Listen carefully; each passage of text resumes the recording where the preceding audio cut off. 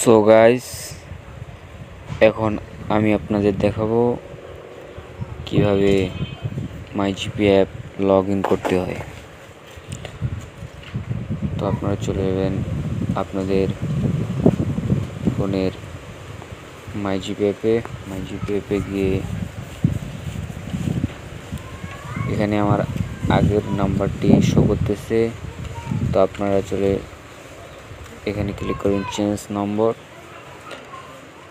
Your phone নম্বর। এখানে আপনারা your phone নম্বর দিবেন। আমি আমার নাম্বারটি দিয়ে দিচ্ছি 7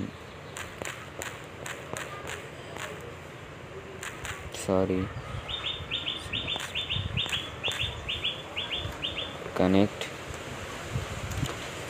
তো আপনাদের ফোনে একটি ভেরিফিকেশন নাম্বার চলে যাবে।